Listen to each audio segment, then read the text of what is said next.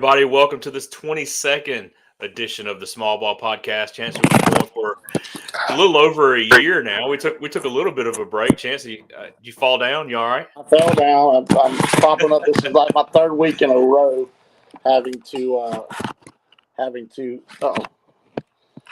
not have my laptop. So I left my charger to my laptop at the facility in Sumrall, and last few times I've been just like straight lesson mode, just like rolling. And when I leave out of there, I'm pooped and I forget it. So I got to make a note on my hand, my ADD button, and be like, pick up the cord, put it in your truck before you start your lesson. So. Well, we've been doing this, like I was saying, we've been doing this about a little over a year now. I think we started last year in the end of January, maybe February. We took a little break there and came back. This is episode 22. We've done a couple of repeat guests here to start this high school baseball season. We got another one tonight that we'll get to here in just a couple of minutes. I see he's joined, so we'll get him on here in just a couple of minutes. But first, I want to know, man, what's going on? I know you were down here at the end of last week, but then y'all had a tournament this weekend. What all's going on? Yeah, so it got, if you notice, I trimmed my beard. So it's like for me, and because I coach with you. It's baseball season. So that first tournament, I changed my appearance. I had a hunting season, and it feels good. So yeah, trimmed up. Nolan I'm not coaching, kind of, but Nolan had his first tournament, so it was kind of official. Yeah, we had fall, but it's just not the same. And so we had that here in Starkville. But yeah, before that, I went down Thursday. Done tons of lessons. I didn't see you. Joe was in there. No, we had basketball.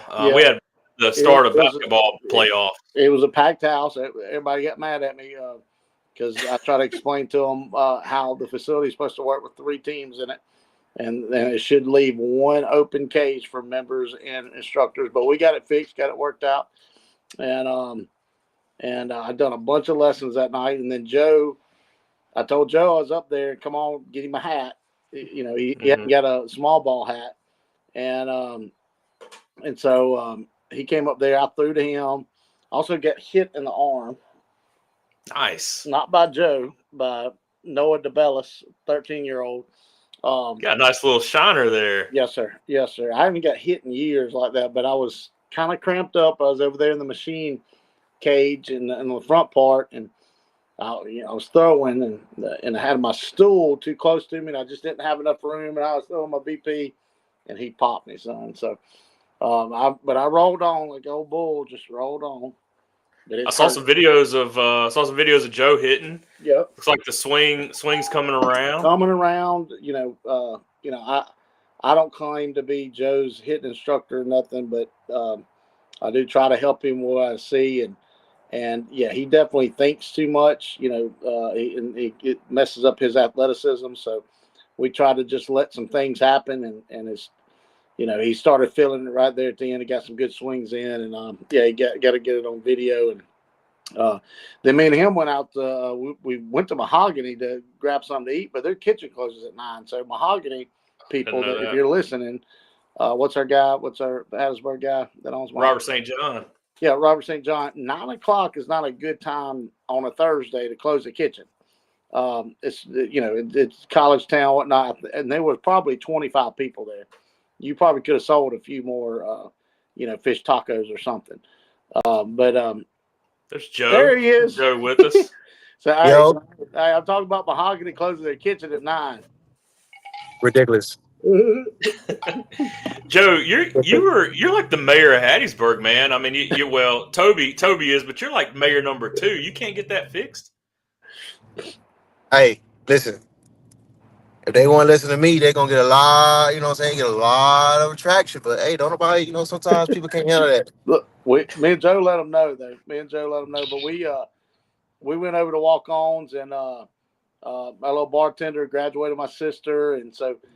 We got great service there, and we got us some boudin balls and what I get, some kind of shrimp thing. Joe got him a burger, and And I rolled on back to Starkville. Joe had to work the next day, so we had a good little night. But then Saturday, old Nolan rock and roll. He got his first game changer AI write up, so I had to post it. Had to be a proud daddy. Saw that. But he was so games at 9:30. Just some of y'all that can relate to me here. Games at 9:30. We're sport with DoorDash, so Allie has DoorDash scheduled for breakfast at 8:00 at our house in Starkville. Which I don't fuss about that DoorDash because that is like if y'all got DoorDash available in your area, if you're listening, breakfast is the best thing to use that thing for because there's nothing like just waking up and having breakfast ready and especially if you're going somewhere, right? And because I like getting that breakfast and get moving, have the coffee and everything just delivered at the door. They don't knock on your door, don't bother you. It's just there. I love it. So I went. And I haven't ever used it for breakfast. I have Dash Pass and all that, man. We use it a good bit, but I've never used it for breakfast. That's a good idea. On a day, maybe a local tournament or something. Just so you don't have to stop. You can just, you know how it is in the morning. It's chaos. You're trying to get there on time and all that stuff. It's just convenient, in my opinion. Just had it delivered to the ballpark. No, I had it delivered to our house. I like getting it at the house. Like we're getting ready. I'm trying to get Nolan's, especially you got a 6-year-old, I got to dress him. It's not like, it's an event. Yeah. And I overdo because I got to make sure socks are right.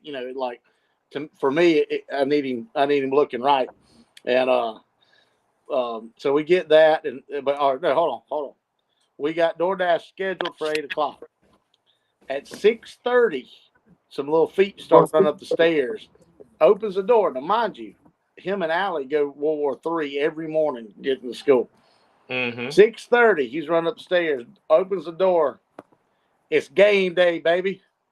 Said, get your butt in the bed. I said, breakfast ain't here for another hour and a half. So he's like, can we watch Rangers highlights? I was like, so, yeah. And spring training just started. Yep. There's a YouTuber that I follow that I love his content. It doesn't say anything. It doesn't play much music or anything. It's just like he's on the field filming. Great quality filming. All you hear is bats and gloves. Like the glove pop in. You watching them go through their routine. It is awesome. So that I will have to share that. But that's what we pulled up, and he's gung ho. And that first game, we done really well. He was really excited, hitting 2-hole, and leadoff guy got on every time, and he was able to get a lot of RBIs. And they won the first game, and really excited for him. But as you know, you've been through 7U baseball. They had a game in between them, and that second game, they might as well have been taking a nap. They lose that focus. They lose that focus. They got to keep going. You just got to keep going. Oh yeah, and they haven't played many tournaments, and they only played one in the fall. Huh? I can't remember. Anyway, we played a team that's already got 30 games under their belt, so they were ready to go, and got beat a little bit, and played a close one in the bracket, but good little first weekend. So that was our weekend for sure.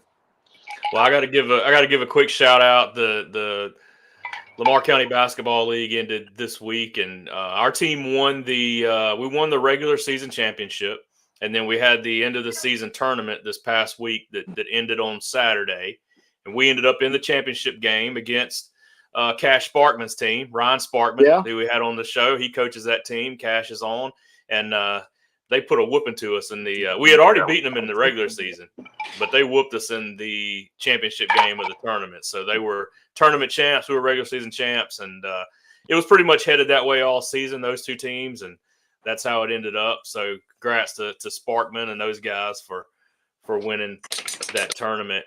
Joe, you at the smoke? Oh yeah. Oh, yeah, he got his work don't stop, man. He's going to do the podcast while working out.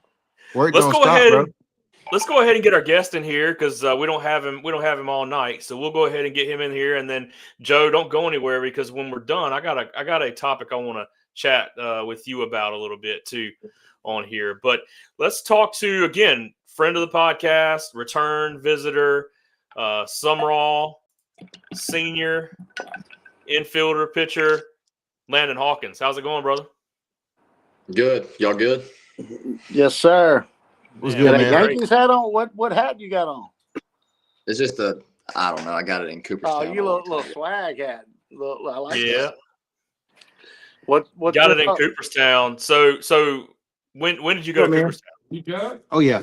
Oh, that was when I was 12. I just got a small head, so it still fits. Well, that's why I asked because our team's going this year. We're Yes, going sir. this year. So any they tips they're or trying to get thoughts me or to go. anything? They're trying to get me to go, Landon, be an umpire, so I can go to state for free and all that.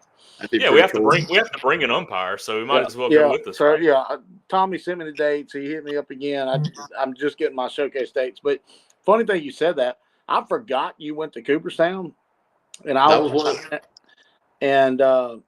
forgot to send you pictures, Charlie. I got it. I was getting pictures for you because that's kind of been a thing. Is sending some of these pictures. I've done it with JD, especially guys that I've been around. We've done some stuff, and I was looking back at like I typed in Jason Hawkins, which is Landon's daddy, and me on Facebook, and it'll post anything that's related to that or that we posted, and it was like when I first started working with Landon, he was 11 or 12, and he was preparing for Cooperstown, and like it was in a post, and I forgot he went there. So anyway, I was watching this video of this terrible swing with this little skinny 12-year-old kid, and I didn't realize how bad your swing was. Good Lord have mercy. Yeah, but no, I mean, it was good. Like you were good, and you didn't get any extension hardly, bro. Good Lord, you didn't get extension. I didn't realize that it was that bad. I know we worked on it, but it got a lot better at 14. You started hitting balls the other way, like driving them. Landon, you're Jonathan Williams' hero on Instagram. So I don't know if you know that or not, but he says you're his hero. Jonathan Williams. Yeah. That's the thing. Landon, it has been that guy. He was a quarterback. So Landon last year, Sumrall won the state championship, and Landon was the winning pitcher, and it was a big deal. Sumrall's won some state championships, but that one was tough, and it was and Landon came in, hadn't really been the guy on the mound, and it was a complete game. Did you throw the whole game, or did you just come in and finish it? No, it was the whole game. Jeez, just pitched your tail off, and I know that was exciting. Didn't you take the ball to the face at one point? Yeah, tell us that whole story. Tell us the whole story. So game 2 opened up, and the first pitch I saw was fastball off the nose, and that probably was a 20-minute ordeal out there on the field getting it plugged. And then I got back in, and we had a big inning. We ended up scoring 7, so I kind of got to chill for a little bit in the dugout, and then we came back out, and we won it or whatever. And word was coming that they were getting the game pushed back or whatever, and we're kind of sitting there, who's talking? And on the bus ride back, I just texted Coach Davis and was like, I want the ball. Let's go win it. And that's kind of how it went about. That's we talk about that on the podcast, and I know I talk about it coaching a lot, but you gotta, everybody's got that in them. Sometimes they're just scared to use it, don't know how. Landon's got it in him, and sometimes I have to, especially in his past, I had to calm that down. But he definitely ain't scared to get the ball, and he wants to be up at the plate, and he wants to be on that mound, or wants the ground ball to him. Very high competitor mentality for sure, and that's what's helped you a lot. And I talk about you in lessons and all kind of stuff, which I tell my guys. Everybody that I've had a relationship with, whether it's lessons or they played on my teams, I coached them, whatever. They because all of them are different, but I'm able to use them as an example in a certain way. Like Landon was that kid. Me and him would be at Bulls Field taking ground balls, and he's losing his mind out there. Like, I can't do this and all this, because all I do was push him because he's kind of got almost a Bryce Harper-y, like very gamery, like he expects to win every single time. And he's just not going to because I'm going to find a way to beat him. Like that's what I did to help push him. Then he'll tell you, he had to because he wasn't that, like when he started doing showcases, you wasn't that great in the infield. That wasn't a plus thing. And boy, did you work on it, and you had a really good one last year. Got ranked up there pretty good. Huh? Tell us about that. Oh yeah. I guess you're talking about the perfect game that I went to recently. Yeah. You sent the videos and stuff. Yeah, that was my best showing. Ran a 6.81, I think it was 90, 96 exit below. They moved me from like 40th. I think I'm 16th or 17th in the state now, number 2 third baseman. So they moved me way up in the national rankings. That was a good showing. Got up to 89 off the mound. That was big for me. That's kind of what I wanted to do this all season was, like you said. I mean, gamers, it don't matter what your exit below is when you play, but it's good to show it when you can show it at a showcase. Yeah, and I think everybody wonders about like that perfect game and stuff, and you got to put up numbers, no doubt. But the more you do them, and like the videos you sent me, that definitely was your best. Like you looked the best, and I think your body was really good. I think you put in the time and on being an infielder instead of just like because that was your whole thing. Like you would just make the play. But you didn't do it good. You know what I mean? Like we'd fight. Like, no, you can't like get your feet turned or whatever, get scapula and all this stuff. And as you got older, you matured and like, look, I got to get better at this. And he made some play. I posted the other day, he made some plays at third, just going to his left. And he really struggled with that. It's weird thinking back at it, like when he was 14 and 15, how you struggle at it. And then, looking at your senior year and you see me like, look how easy this was, and it was good. I mean, there was one play in front of the shortstop made a play, and so that was nice. So anyway, bragging on you. What's Joe doing? Looks like Joe's getting ready to hit. He's going to hit here in a minute. We're going to be talking about him. I have to give a shout out, Chancey, real quick to all the folks on Instagram. I think we got some of the most people we've had on Instagram in a while. My daughter Landon is on there. Coach Dom is on there. I mean, there's a ton of folks on there. When you bring the studs on, they show up now.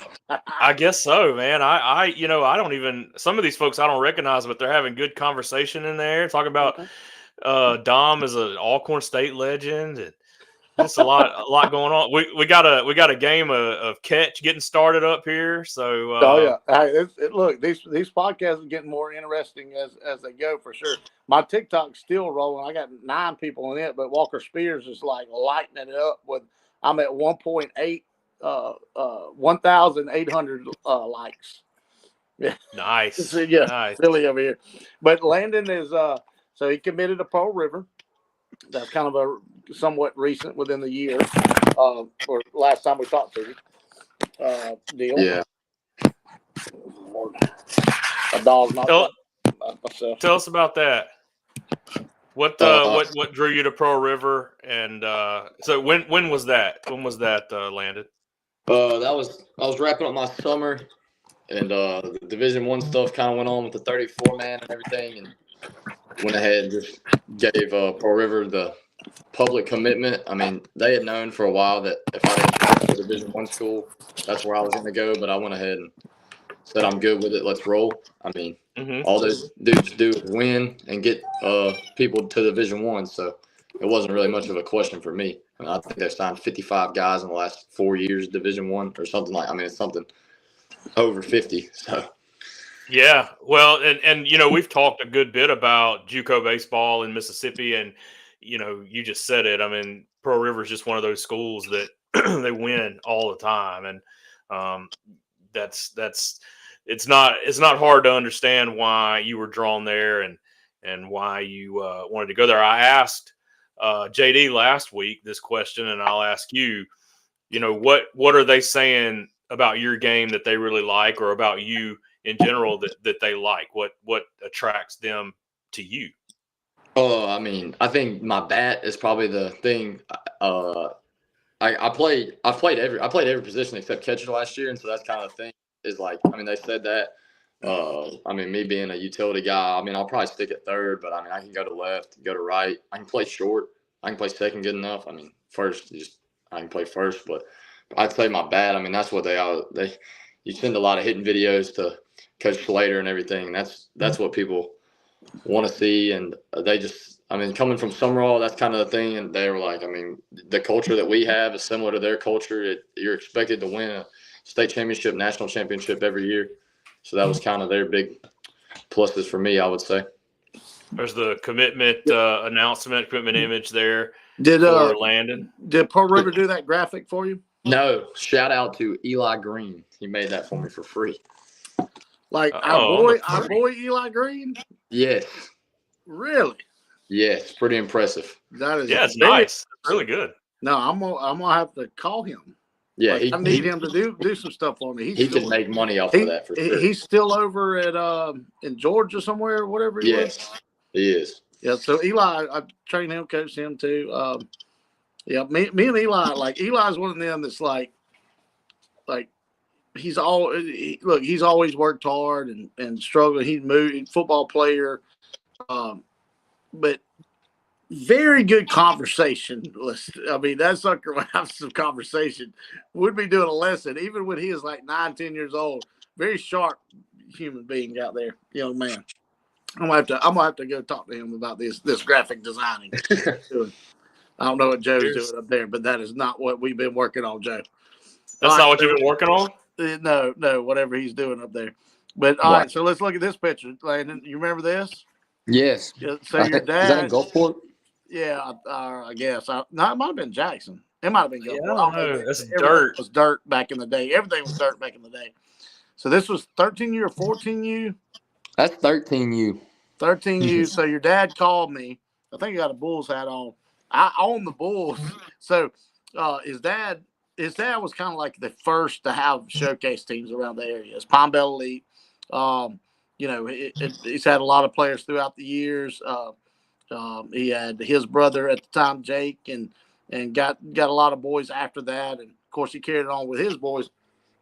And I talked him out of that and trying to enjoy just being a dad, quit being a coach, let me do this.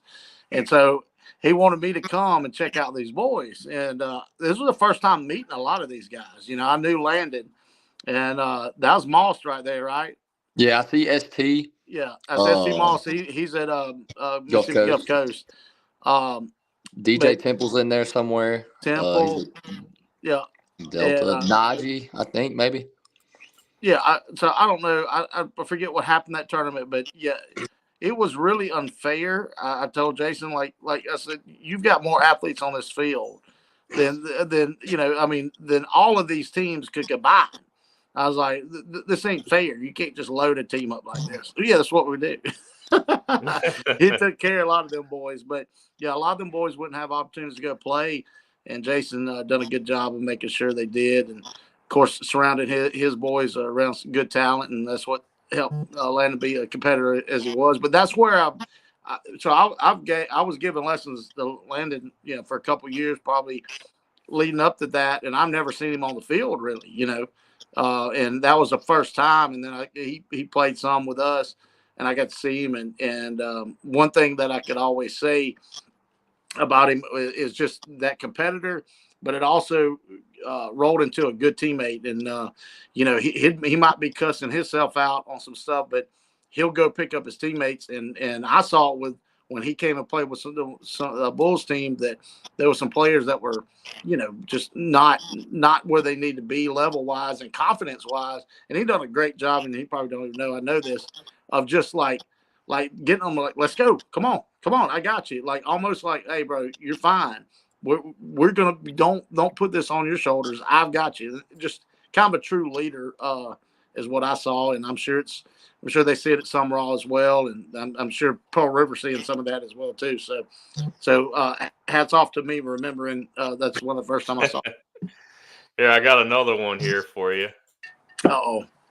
Get pulled up here. Oh yeah, you remember doing that? That's at Jones. That's at Jones. So there's some big Coco boys Lee. in that picture. There's some I big. remember- I mean, like Dakota Lee. That's what I remember watching Dakota Lee and being like, well, I'm not there, so. Yeah, so Landon was one of the babies, but I put him in the high school group. He was probably 14 there, but he was kind of tall. He's in the back. So he's 1, 2, 3, 4, 5, 6. Mhm. He's a 6'1", kind of in the back. From the left or from the left or the right? As you read, Okay. from the left. So that was back when before Bulls started getting big, and I didn't know where I wanted to take my career in a sense, and I love training infielders. So my buddy Matt Culberson, who's has agreed a bunch of times to be on here, he does a prep catcher academy. So I was trying to make this defenders academy where we trained infielders hard, we showcased them hard, and just infielders. I wanted to make, and at the time Chris Kirkland was at Jones, and I talked to him about it. I was like, what if you just had a showcase just for infielders, like nothing else there but infielders? Same thing for catchers, same thing for outfielders. It makes it like if you're looking for a shortstop, you're looking for a third baseman, they're going to be there. You're just looking for an infielder, a kid that can play infield. We've got it was an instructional but infield type showcase. So probably the reason I've never done it again, because it took so much work. I ranked these players, and the highest ranked infielder in that picture is a kid named Braden Jones from Stone County. He ended up playing 2 years at Southwest and 2 years at Delta State. Become a really good hitter. But he was a really good third baseman. I think he ended up playing first because he got big. He grew about 3 more inches. He ended up being like 6'4". I might be wrong. I just know the last time I saw him, he looked massive. But Braden, I ranked them like their feet, their hands, like 1 through 5 was the leverage there, and then of course like velos. Dakota Lee was I want to say 93 or something across the diamond. It was something silly, and he was a junior then, but he already signed Pearl River, I believe, or committed to Pearl River. But Jesse Johnson's in that picture. He went and played 4 years of college baseball. There were some dudes there that Landon, like you said, yeah, I'm not there yet, but it was good to see though. I bet, because I've been there. I've been at a camp similar to this at South Alabama when I was 14 years old. Now, mind you, I did not look like Landon when I was 14. I looked like there's another picture that went with that, and it was the youth one, like 12 and under. I look like those kids at 14. And I remember watching like South Alabama's second baseman turned on plays, and I was like, oh my, that's something different, And so, sometimes you have events like that. It's an eye opener. But yeah, that was a cool thing. And Landon always either helped me and helped me with the youth, and then done some stuff like this when I was really doing the Defenders Academy. Yeah. Our buddy Josh Smith with Columbia Parks and Rec. He said he liked my hat, so that's he is. I got that hat. The Yards. From him. The Yards. That's the Yards hat. So appreciate Josh. He's been on the podcast before. We've talked to him. Appreciate him chiming in. And Dom says what's up also. So happy to have everybody with us. Landon. So we talked about all these other guys, but let's talk about Landon real quick. I mean, what how is, I'm trying to pull up a picture here. I got one more. How is the season going? Off to a pretty good start for Sumrall. There's obviously always Purvis sitting over there too. But just how's the season going? What are you guys expecting out of this season coming up? We started off a little slow. 0-2, that's not very Sumrall-like, but people don't know. Face some arms. You go to Columbia Academy, and they throw their 1-2 in the same game. That's probably 2 SEC arms. And then the next night, you see Tanner Beliveau, and he run it up to 99 3 times. So, and then they brought in their number 2 to close it out. And so everybody hits the panic button, and it's like about strikeouts and stuff. And it's like, well, it was 2-1. If we'd have won 2-1, nobody would have noticed the strikeouts. So that's what you kind of got to accept. And then we turn around and kind of got back against Hattiesburg, and then had a really good win against MRA, went to their place, and then bounced back the next morning and beat Seminary. So yeah. And MRA's ranked. Yeah, MRA's ranked too, right? Yeah, I mean, y'all are playing. I mean, yeah, and I definitely wasn't one of them. I knew what was going on. Yeah, y'all got a hit, but it's so hard to prepare first game of the year, especially after a jamboree for that. I mean, like very prepared. I mean, pitching is supposed to be ahead of hitting, and it was. I mean, that like you said, you got two arms right there that SEC, if not draft pick. And then you go the Tanner kid. I used to give lessons to him too. I didn't know who he was. I forgot his name. And then when they posted a picture of him, I was like, "Oh God, I gave lessons to that kid when he was little." He was a monster then, but I heard it's just unreal what he's doing. Yeah, it was like looking at an aspirin pill. Danny Dozen. So did you see the Danny Dozen list? I did. They piss you off a little bit, or how do you feel? Because I remember those days. I mean, I don't think that anybody on the list didn't deserve it. I mean, I would say right. But hey, and look, this class, it's probably one of the better classes in a long time in the state of Mississippi. In a long time. Yeah. I mean, everybody on it was Division I. I don't know how many times that even happens. I mean, this class, this 2025 class, and I've said it for a while.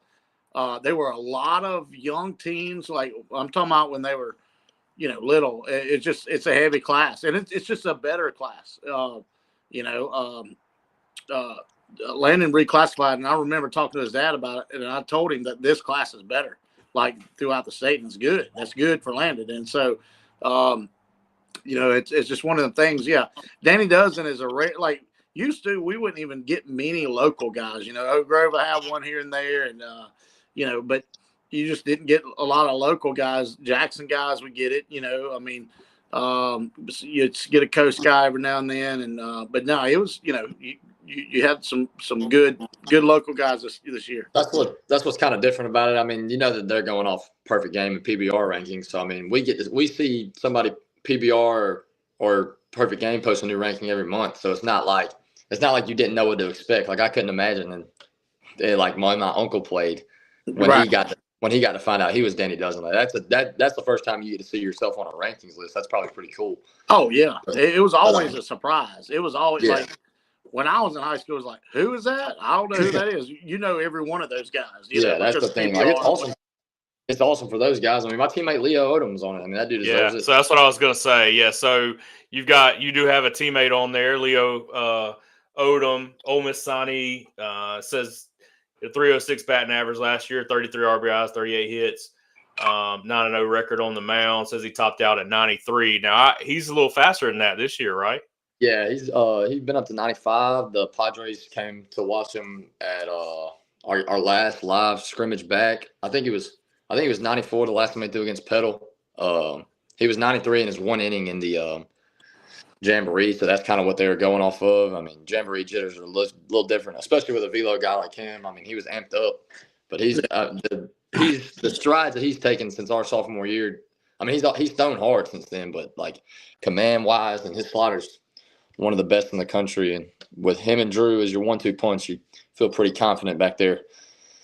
Yeah, but you were spatting off his batting average stuff. I was like, he ain't going because he can hit. Now he's going to hit in high school, but it is. Look, as soon as that state championship's over with, it is over. He might as well go ahead and put them bat gloves up. He's going to hit fungo at Ole Miss or might get drafted, whatever.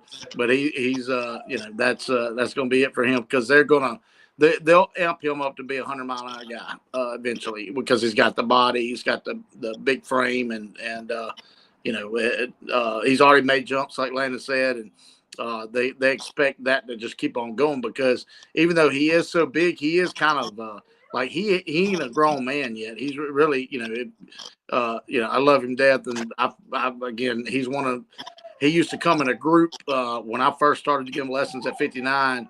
Every Monday at 3:30, and Lord have mercy, bad youngin wouldn't listen to nothing, and still the same way. He drives Coach Andy crazy, I'm sure. but you can't help but love him because he is a very loose player. He has fun playing, and he competes too, and he's put in the work. Been proud of him for sure because the offseason's been his friend for sure. You agree, Landon? Oh, definitely. I mean, yeah. I mean, him coming out at Jupiter, which I was supposed to go to Jupiter, and then I ended up not going when I pushed it back, and it was a dead period. So, but I mean, he still went in front of all the draft guys. And nobody knew what to expect. I mean, him coming off, he didn't throw that much in the summer, kind of sore from the season through 67 innings or something. And I think when he threw in the summer, he was 88, 90, maybe got up to 91. And then he came out at Jupiter and was like, okay, let me show you guys. And I'm pretty sure he didn't throw a pitch under like 91 and got up to 94 5 or 6 times. Yeah, that was nice. That was nice for sure. We brought up JD because he was on last week. You and JD got to face off last night. Was it last night or night before? No, that was not Saturday. Last night, Sunday. Saturday. That was Saturday. So good close game right there. They've gotten a lot better. I know you're gonna say we should have killed them or something, but they're a 3A school. They've definitely gotten better because I watched them live from last year. But that was a close game there. I didn't even look up the stats. You getting hits? What happened? Yeah, I was 1 for 3. Their second baseman made a crazy play. Baseball's funny. I got an infield single the night before, and then you hit one as hard as you can hit one, and somebody makes a diving play. Little Eric McCullum. I will say, in the last inning, when you have an umpire double overturn a call, that probably gives you a little bit of momentum, and you start scoring runs. Yeah. That kind of got them rolling. I know it ended on a play at the plate. Was it a base? Yeah. I mean, I didn't watch it, so I don't know. I'm truly asking. So I'm trying to think how it went down. We were up 6-3. Kellen makes a good play. They said Leo pulled his foot, but I mean, I don't even think Leo ever pulled his foot. But he got his foot back on, like he kind of peeled up and came off, but it wasn't bang bang. The ball was hit hard. Kellen makes a good sliding back and throws him out. Well, they call him safe. We go and appeal to the home plate umpire. Appealed it, and then their coach comes out and asks umpire. They go back to it safe. Well, we've been standing around for 10 minutes here waiting on this. Jack walks the guy, strikeout. Maybe a ground. I think it was a ground ball into the 4-hole to make it 6-4, and then we walked another, and so it was second and third, and they hit a single to center, and Braylon Harrison with a great throw home, and Turk Hessian with a great play blocking up the plate, held on to the ball. Turk was behind the plate. He kind of took a shoulder and just ate it and tagged him out. It was a great play all around. Yeah, guys, we've got Leo on the Instagram also. He's watching. He said he appreciates the shout out, Landon. Oh yeah. Oh Leo, going to Ole Miss. Going to Ole Miss. Hotty toddy. Hopefully he makes it. I mean, I'd love for him to get drafted too, but selfishly, it's going to be a fun thing seeing some of these guys because you got. We could in a couple years eventually between Southern Miss, not even just Southern Miss, places I know like Troy was interested in you, and me and you talked because I wanted you to go play quarterback and baseball there. But places like that, we several local guys went. La Tech, several local guys, but within a radius, between State and Ole Miss, you're gonna have a lot of local guys because these Pearl River guys like Kenneth Turner, Landon, they're going to go play somewhere, and so obviously you got to find the right fit. And I know, like I say it every time, and people think I'm nuts, but I keep up with every single kid that I've ever coached, and it gets really hard. Like I got Alec Hardy up in Union College University, and kids at William Carey, kids at Southern Miss, and I'm like, in a couple years. Like I'm gonna have to just retire just so I can keep up with everybody. But I feel like it's almost like they're my kids, and but it's gonna be a lot of fun, just keeping up with these guys. So because this 2025 class is a lot of my boys. That South State Championship last year with Sumrall and Purvis, there was 16 kids on that field. I either gave lessons to or they played for me. And it's even worse this year. It's even worse. I mean, one of them are going to hit that big payday chance, and they're just going to retire you. Yeah, and, I need somebody to retire me. I told you won't have to worry about it. Look, I'll throw BP. Just pay me to throw BP, and I'm good. I'll travel wherever you need me to go. I'll show up. I'll be early. Bring you coffee, and I'll just BP. That's all I want to do. So, Landon, I'm telling you, when you make it, and look, I'll throw you BP. Your daddy can sit back and fuss at me, and I just throw BP. Sounds good. Landon, we're not going to keep you all night, man. Anything else you got going on? Anything you want to mention? Chancey, you got any other questions? Put me on the spot. I mean, I'm good for questions if you got more. What expectations? I mean, obviously, state championship. We want to get another one over there, right? Yeah. So we know that, and we know the cliche on that, and definitely is expected. Y'all ranked up there. I saw Matt had y'all ranked right around 4, I think. We moved up to 3 this week. 3, okay. So y'all right there. I mean, who knows with baseball? It's kind of like I looked at the new poll, and Southern Miss got in there, but it's going to change so much just because you'll play one game, drop, and all this stuff. And the rankings don't matter as much, but it does help. I know when I played, sometimes it would be a distraction, and you can't really look at that. But y'all expect it so much now. Y'all have created that throughout the years. It's just commonplace for those guys. It's a commonplace, and so y'all get less distracted with that. But what's some personal goals? And I know you answer this better probably than most. Just for yourself, you're going to go play college baseball, but what's some personal goals of just getting through the year and preparing for that? I mean, I would love to be all-state again, anything like that. I mean, because people can say you can't worry about results, but results are what get people on the field, and results are what won us a state championship already. So, I mean, I expect to hit 400 and just whenever I'm caught on the mound, be ready. I'm hoping I guess this isn't a goal, but maybe a little brother can get in some. He's running bases. He's been running bases. But I think he can swing it. I'm so glad he got fast. I think he might end up sneaking in that lineup. That's cool though, man. That Chancey asked you what your personal goals were, and one of them was that your little brother can get in some games. That's awesome. So here's the deal. For years, and I mean, Landon can tell you weeks and weeks. I'm talking about every week I'd have both of them, right? And the same lesson. And what's y'all's years difference? 3? Yeah, 3 grades, but we're really like barely 2 years. Yeah.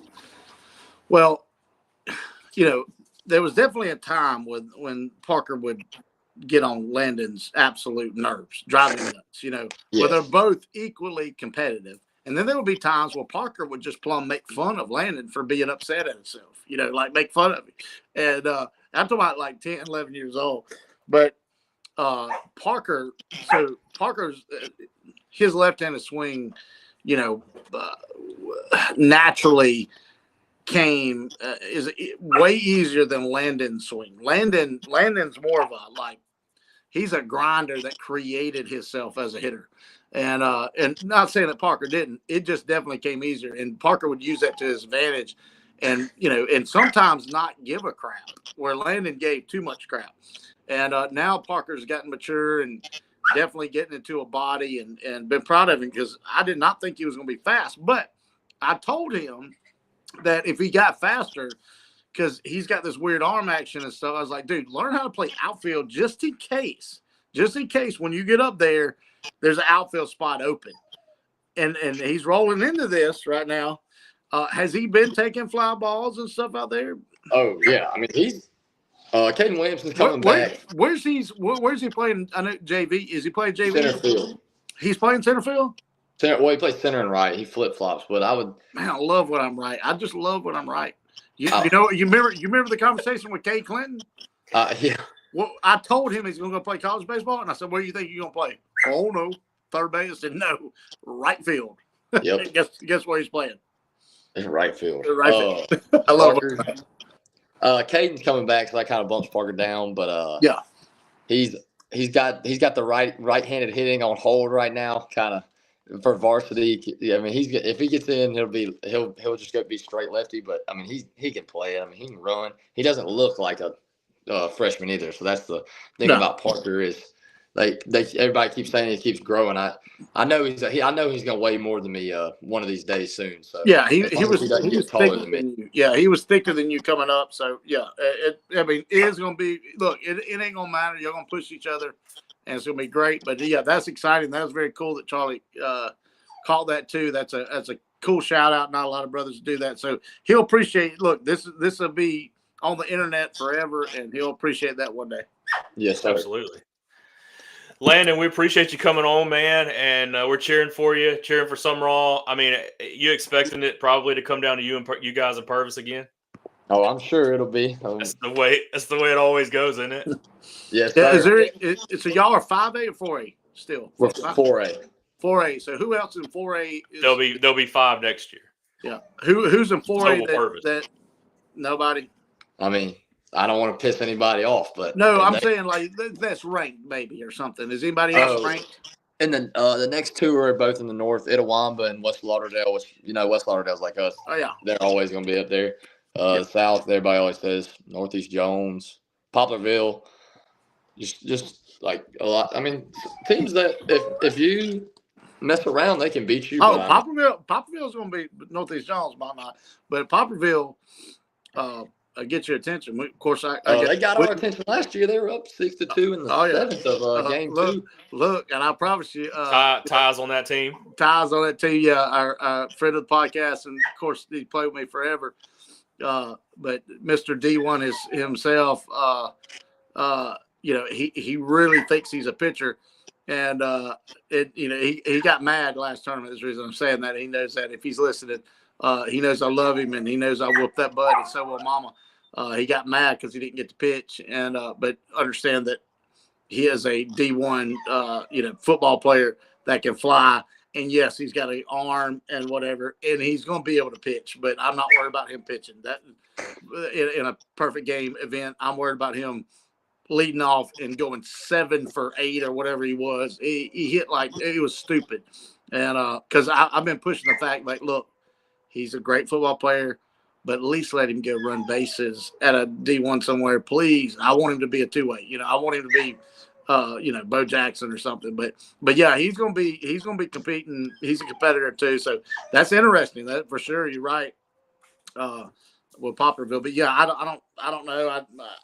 I do my best to keep up with it, but I keep up with players more than teams these days. We're banking on Purvis, and I'm sure they're banking on us.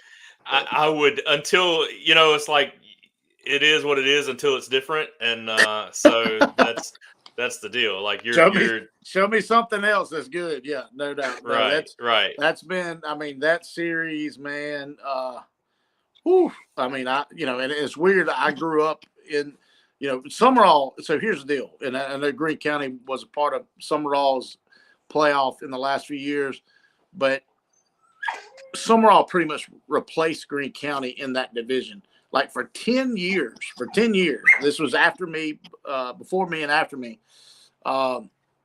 It was Sumrall, Greene County, Purvis, Greene County, Forest County. And I know you're like, Forest County. So, Landon, my senior year, all right, listen to this. They only took 2 back in those days. Only 2 went to the playoffs. Now my senior year, the last district game of the season, we played Forest County. We were 26-4. Okay. We split with Purvis. Forest County was 26-4. Purvis swept them. So they had to beat us by a certain amount. It was like real crazy. That game at Forest County, you imagine 2 redneck schools. No offense, Greene County. I got a Greene County shirt on. Forest County, y'all have cows, so just a part of it. Look, it was a battle. Kevin White, it was unreal. They were up 8-4. No, we're up 8-4. Their third baseman hits a grand slam in the 6th, ties it 8-8. I won't ever forget this game. One of the better games I've ever been a part of. And we'll close with this for you. this is kind of sentimental. Our 9-hole guy, his name is Jeremy Dixon. There's a sign at Greene County in the very right corner. He passed away after this in a car wreck, but he gets hit by a pitch, and we go nuts. Top of the 7th, right? It's tied ball game. We win. We're in the playoffs. He gets hit.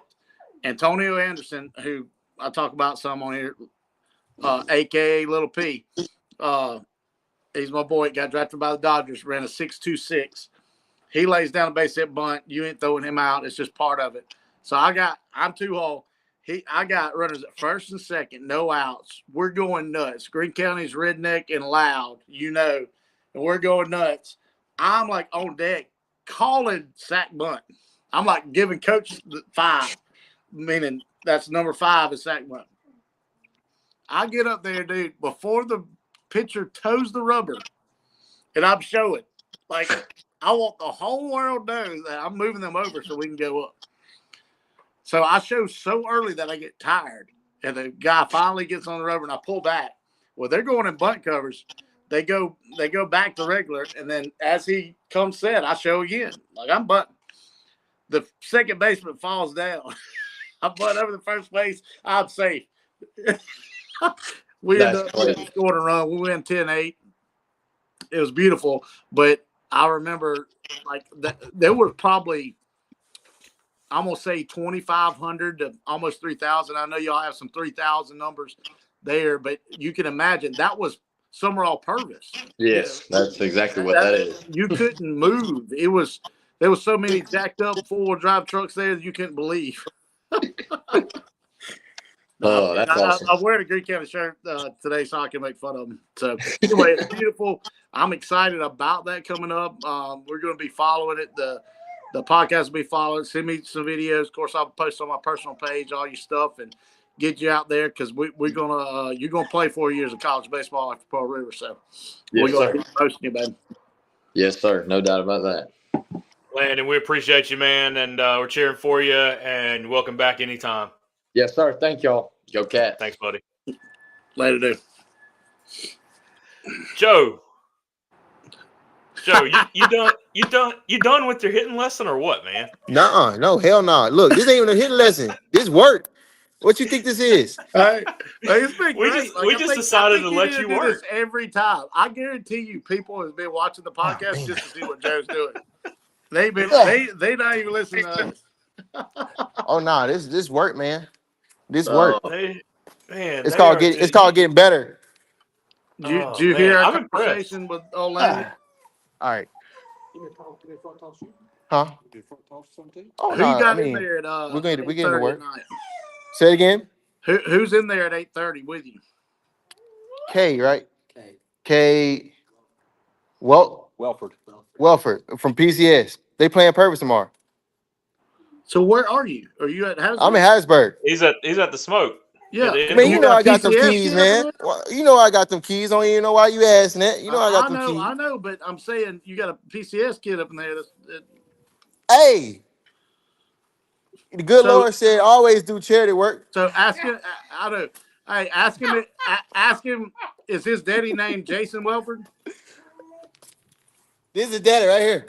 There he is. He didn't want Chauncey. you to show him. He Chancey knows who I Rogers? am. Yeah. That ain't Chancey Rogers. Chancey right It there. is. I am. What about it, Chancey? Chancey's the ugly one. He's the ugly one in the middle.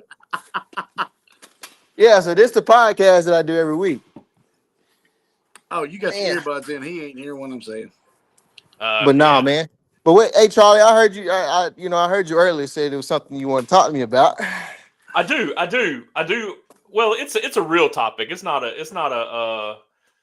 anything major. Although I do like that hat you got, the small ball hat with the leather patch on it. I got another one of them. It's fine. That's what I need. I need that. Oh, that what you need, huh? Yeah, I wanted to roll through this Dandy Dozen real quick, just and you guys can stop me if you have comments on any of them. I know, Chancey, you know a few of them. But then I want to get to the topic that I want to talk to Joe about, and we'll have about 10, 15 minutes to talk about that. Okay. So I'll roll through this Dandy Dozen. You got a Pedal senior catcher, Tanner Beliveau. Yeah. I heard he throws gas. Yeah, it's a kid that, again, I gave lessons to when I was little, or like a couple of times. Didn't know the kid well, but as soon as I heard about what he did to Sumrall, and they posted a picture of him, I was like, oh God, I know that kid. And so I didn't realize, a lot of times you see these kids that are 11, 12 years old that are really big, and you expect them to do well. This the kid that I heard the other day through 99? Yeah. Okay. Yeah, that's him. Yeah, he was big. Like I said, I think he was 11 or 12 when we did some lessons. Man, and Because I'm really trying to wait till Graham get here. He and he done what he's supposed to. Obviously, I don't know his story, but he's the real deal. What I heard. Joe, you were a top player in the state, one of the top players in the country in high school. Could you have hit 99 in high school? Like, could you have hit a 99 mile an hour pitch? Hey, dog, let me tell you something. If it's fast and it's straight, it's hittable. Okay. Look, was you Danny Dozen? Joe, was you Danny Dozen? Was I? Were you really asking that? I don't know. Charlie, Danny what's Dozen wrong with this dude? I heard. Look, I've seen a lot of guys not be Danny Dozen and get drafted. Look. Check this out. You get a trophy, or what do you get? Yeah, you don't get nothing, You but clear and ledger. You get to go take a picture. Yeah. Back then, they got like graphics and stuff. Like it looks good. I saw Maddox's, but anyway, keep going. Joe's a Danny Dozen. Yeah. Well, I was talking to Mike the other day. Caldwell. We talked about Mike a lot. I was talking to Mike the other day at a basketball game, and he was telling me that the kid from Petal hit 99, and I was like, right, man, I ain't seen no high school kids hit 99 very often. No. Well, I can't. Well, the reason why I say that, that's out of experience. I don't know if you remember, but my senior year we went to the NHSI tournament, and the guy that North we Carolina, faced, right? yes, the guy we faced the first game was also a guy off the team that was the number one team in the nation at the time, Calvary Christian. And he was 97 and 99 that day, and I had two doubles off of him. So, and they were both all fastballs. So, if it's straight, it's hittable. Yeah, you just can't miss it. When you get the fastball, you just can't miss it, right? Yeah, you can't miss it. You can't miss it. You have to prepare for it. Some kids don't prepare for it. Yeah, it's like, even look, and keep it short. Even if it's 95, you gotta tell yourself I'm hitting 97. You gotta get your gears going. Mm-hmm. So that's really what the case is. You can't be up there thinking, oh, I'm finna just be lazy on this fastball. So surprise, Jackson Prep's got another guy on here. I did see Connor Griffin got his first hit yesterday in the spring training game. Yeah. He looks like a full grown beast of a guy. He is. That boy's big, man. Yeah, he looks like he belongs where he is for sure. I mean, Jackson Prep's just going to keep putting them out there. There'll be somebody else show Where you hitting the lineup? There'll be somebody else show up. Really? I mean, it's what they're set up for that. And how's your kitchen? That's Trey Bryant. So Dylan Causey from South Jones, another fairly local guy, pitcher, utility guy, senior. You got Griffin Ennis from Corinth, which is way up north. Yep. Which what up, boy? Yeah, which is a kind of a school we don't know about. You know who this is on this phone, right? Like, probably just a dude that just was birthed and said, Chancey Rogers. I'm really good. Look at there. Graham. How you doing, baby? Man, podcast. We've had Graham on the podcast too. Yeah, friend of the podcast. That's right. Hey, we're just trying to get a little work in, baby. Hey, Joe would just bring anybody in there. Hey, dog, it's whoever who want the work. It's simple. Want their work. These boys want to get better. What's Graham doing? I thought Graham was done. Hey, man. Hey, it don't matter what Graham doing. Graham in here getting their work in. You know what I'm saying? I talked to Graham not too long ago in Mahogany before they closed the kitchen. All right, hey, Greg, get it work. Talon Haley from Lewisburg. Just me and Cub talked about Lewisburg. He said there's a school on the way to Memphis. He starts with A. I said Lewisburg. He said, "Oh my God, they're just flocking in there for Memphis." I said, "Oh yeah." Chancey, you probably don't remember this, but Joe will if he'll stop talking to Graham and talk to us for a minute. Joe will remember. Who'd y'all play in the state championship series, Joe? Who is Bird? Lewisburg. Yep. That's who they beat. They had a stud pitcher that everybody was like, I don't know if Hattiesburg can hit him. Man, Hattiesburg rocked that dude. Y'all had him out of the game in what, the second, third inning? 2 innings, bro. 2 innings, and then he was also stud hitter too. I don't think he had a hit the whole series, either game. Last 10 years, Who is Bird? Lewisburg has been putting out some players. Oh yeah, They do, and they were good. But Joe's Hattiesburg team that year was really good. But yeah, they beat them easily. Run ruled them the second game actually. Yeah, who is Bird, bro? Landon Harmon, East Union. Jamarian J. McQueen from Brandon.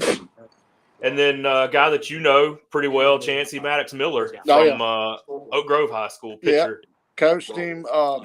Very proud of him. You know, he was one of them kids, and you know, I'm sure his daddy tunes in every now and then. And his daddy knows when he was, 9 years old, probably one of the best, beautiful arm actions you could see. And of course, his daddy was a big leaguer, and I'm sure helped when I didn't know him when he was 2 and 3 years old, but I think that's where that starts. But he was one of them that had that beautiful arm action, but did not know where it was going. I mean, couldn't throw a strike to save his life. And I coached him when he was 11, 12. And I told Matt, I said, man, it is good as it gets. I mean, he does everything right. There's nothing to fix. I said, but I think he throws bigger than he is. I think, if he gets a body under him, it's going to come. And good Lord, did he get a body? And then it came. And now he can throw strikes. And Leo was probably very similar. Him and Leo played on the same team. They played on the same travel ball team for years. And, and Leo was very similar. Leo didn't play when I coached him at 12. He was gone. But, I'm sure that Leo's next on there. But Leo is next. Maddox finally figured that out. And I know, he's going to put the work in. And of course, he's going to Mississippi State. And, he's on the draft list too. So we'll see what he does. And I'm excited for him. And I'm excited for the opportunity for him. So after Leo Odom, you got the brothers from Purvis, Jacob Parker and JoJo Parker. Oh, yeah. Go ahead. That's probably, after the Jackson Prep kid, I think they're 2 and 3 on prep baseball. And that's just they've been there. That's expected. JoJo won Mr. Baseball a couple years ago as a sophomore. And Jacob is just another thing of nature that we haven't seen as a hitter in a long time in South Mississippi, probably. It's just going to be, they're one of them that's just the good Lord has blessed them tremendously, but they hit and take ground balls probably more than anybody in the area. And some people are going to be mad at me saying that, but I know what that group does, that 2025 class at Purvis, and they do a lot, man. I mean, on their own is what I'm talking about. And you mentioned, sorry, go ahead. No, you're good. I was done. I'm just saying that's what I've seen in the last 5 years from him. You mentioned Jacob being such a good hitter. One of the things listed on here was that he was a finalist in the 2024 All-Star High School Home Run Derby that took place at the 2024 MLB All-Star Game. Yeah, and that event pretty much launched what he's where he is ranking wise and on the draft, radar now. And then JoJo had a really good, not home run derby, but it was a big perfect game event. I don't know what it was. I mean, I'm sure some kids on Instagram are like, yeah, coach, this is what it was. But he just done really well. I think JoJo is a baseball player, through and through, and really good infielder, and he's gonna have some opportunity. Whether it's Mississippi State or in the draft or whatever. Both of them have really opportunity. And then last one from Hernando is Luke Romine and Ole Miss signee. Are they good players? Joe, all right. Here's what I want to talk about, Joe. You got ADD. Yeah, go ahead. You got a minute? You got a minute for us? Yeah. Okay. All right, I want to get your opinion because obviously this is coming around, and I don't know if you had any experience with it the last couple seasons, but what's your opinion on the automated strike zone? And did you have any experience with it in the minors? So the automated strike zone is actually Or really good. the challenges that they're able to do. Yeah. So the automated strike zone is not, if used correctly, is actually a decent, a good thing. Um, some teams abuse it. Some pitchers, some catchers abuse it. Um, so I mean, as long as it just doesn't get out of hand where everybody wants to pull one out their tail, every inning, then it'll be fine. That's kind of like what the issue we were having in Mali. It's like every hitter that thought they had a bad call called it.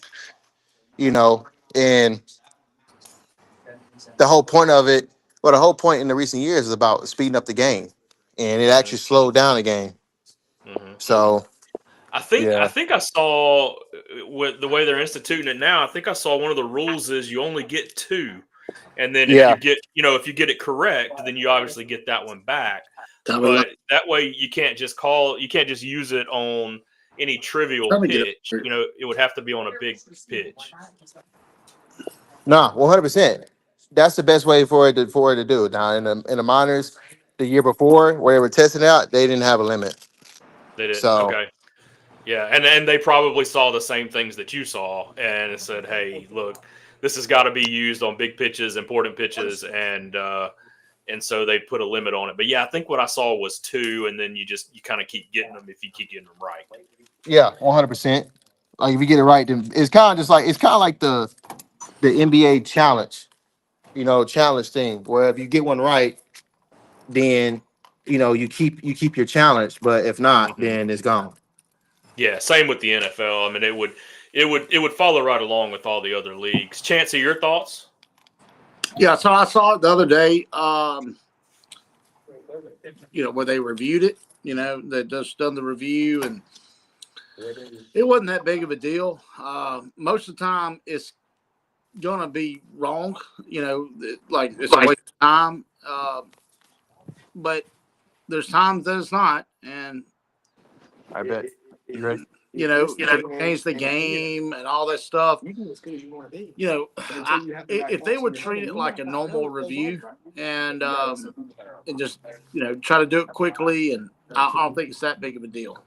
But if they like Joe said, if it slows it down so much where it's like, oh God, come on. I think basketball is dealing with that a little bit right now. Trying to figure out. I mean, reviews. I mean, it's here. We're going to have it, but it gets so tedious. And I know they sit down at a table and say, all right, what can we review and all that. So. Mm-hmm. It's very similar. The technology is very similar, if not exactly the same as what they use in tennis. And in tennis, they're able to do it very quickly. And I think from what I've seen these first couple of spring games, they can do it pretty quickly. So, obviously that's where I would say, because I think tennis now, you don't even review. It corrects you. Just happens. Yeah. If they get it wrong. It'll say deep and it'll say, no, it's in. Yeah. Or no, it's a strike. So you can be like, oh, good as a ball. Oh, crap. Yeah. And it's that quick. And then you just move on. Like, But I think it takes some, obviously takes some like dynamic, the old school kind of feeling of the umpire just ringing them out because of the ball and it's actually a strike. Yeah. So no, I much rather it not be there. I much rather the head coaches just keep cussing out the umpires. It does add some entertainment to the game. Oh yeah, I mean, Lamonis was doing it the other day. I mean, Charlie, the kid, the Charlie Foster kid that pitched against Southern Miss came in against Missouri State, and I mean, he was really good, man. I mean, like I talked about. I mean, Southern Miss, that start got him. He needed that. He needed to fail like that.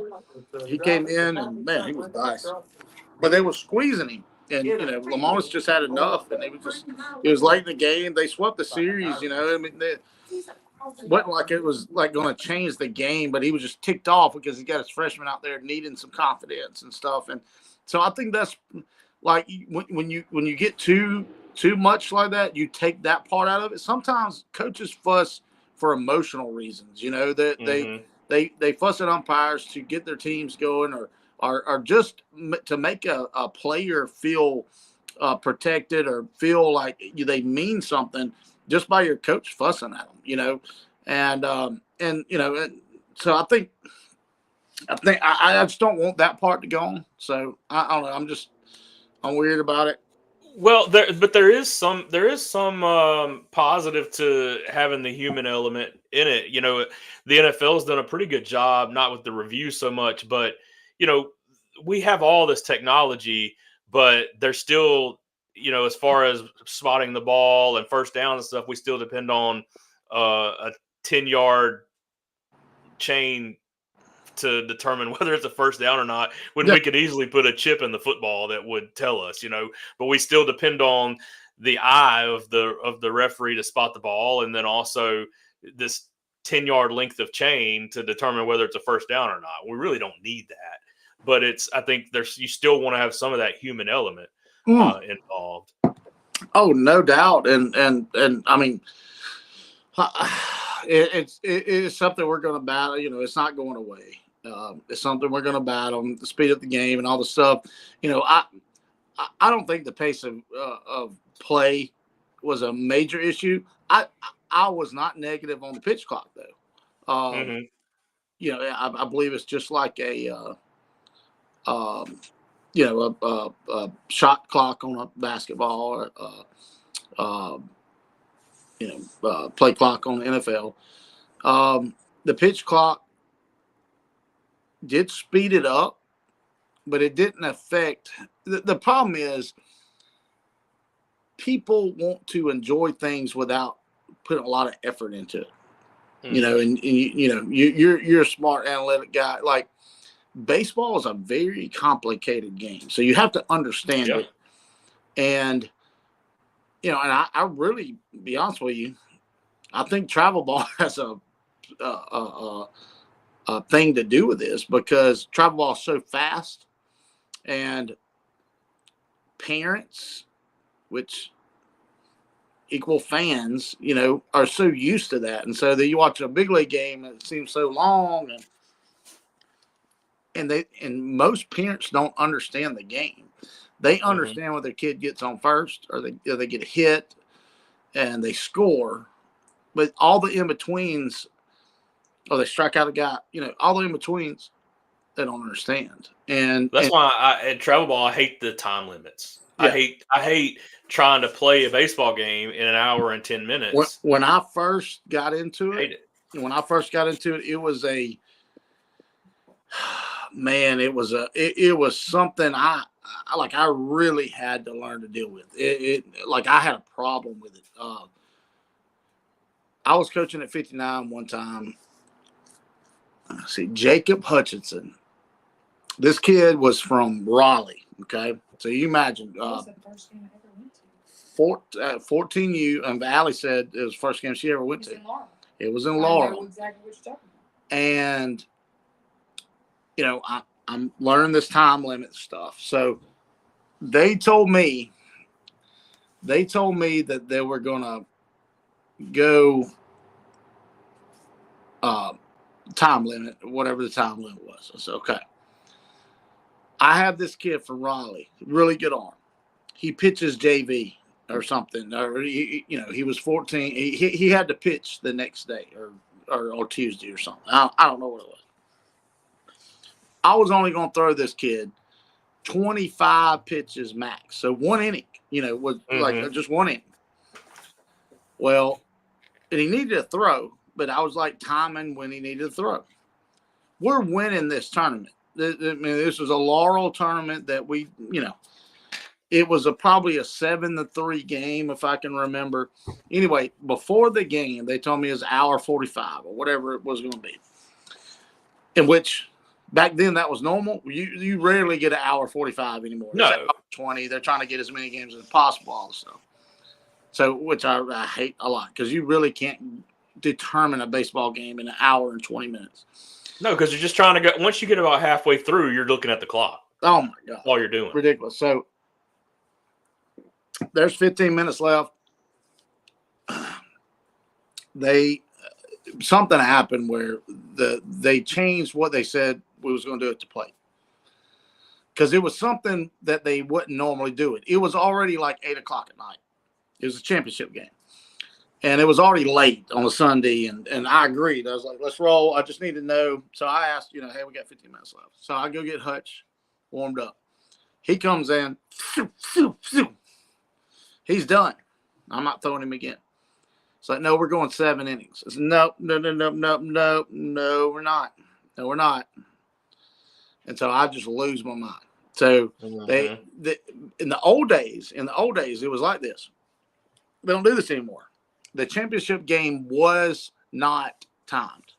Like I'm talking about every age group was not timed. You win a certain We've played some tournaments that do that, but not many. Not many anymore. Used to, that was the thing. And so that was the conversation. And I agreed, we'll limit it, whatever. I said, but I got a kid that I'm going to pitch 1 inning, and I'll ask, when we start getting close. They wanted to go another inning because it was, not a close game, but it was maybe 7-4. I don't know. Anyway, he's lights out. He ain't coming back out. So I lose my mind. I told him I'd forfeit, and I'd call everybody that I know involved with travel baseball, and we ain't coming back because it's ridiculous. It ain't about this tournament. It's about that kid that's got to throw in 2 days, and I told y'all this. And you're making a thing because you want to win this game or you want this game to go on so you have a chance to win this game. This game don't matter. I'll give you the I said a few choice words. I'll give you the rings and all this stuff, and then the other thing is the innings pitched, which Jack Miller, Landon's teammate, I tell the story all the time. That's counting innings to a kid pitching is the stupidest thing. It's the easiest. It's the easiest for the tournaments, but it is the stupidest thing I've ever seen. Because I've seen last year a kid throw 144 pitches in 2 days. Yep, 144. But he probably didn't even max out his inning limit. Oh no, he's great. He's fine. Everybody's legal. Nobody got protested. And and they wanted me to recruit this kid. I got the text. I pulled up the game changer and I screenshot. I said, okay, I assume he's good. That's what I said. I assume he's good. But there is an issue somewhere that I'm worried about. Either parents, whatever. I was like, there is no way this is like, y'all are insane. Like, this is stupid. This is dumb. This is the dumbest thing I've ever seen. Just to win tournaments. And so, that's another podcast for another day. But, I get on my soapbox on that stuff. But, they man. I'm going to write that down in my small ball podcast notebook for us to talk about. So other news. So that came from Magnolia Merch.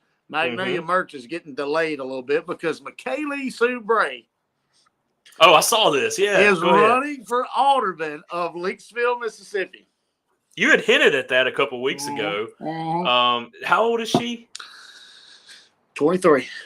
23. She's running for alderman. I said, and I told my mom that I could see her in politics eventually.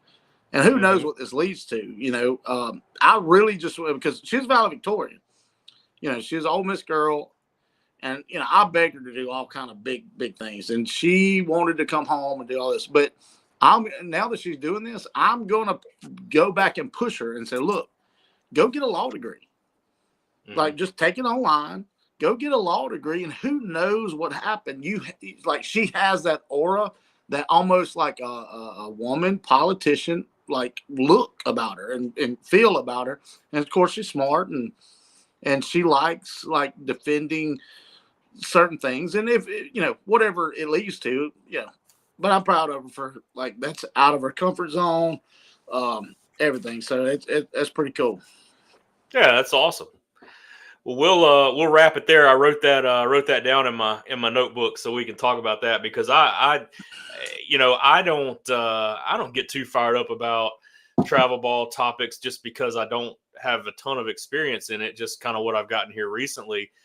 But that one is one that gets me fired up. The pitch counts and the time limits on games. I can't get behind either of those things. And so I really would like to talk about that. But we will do that on a future show.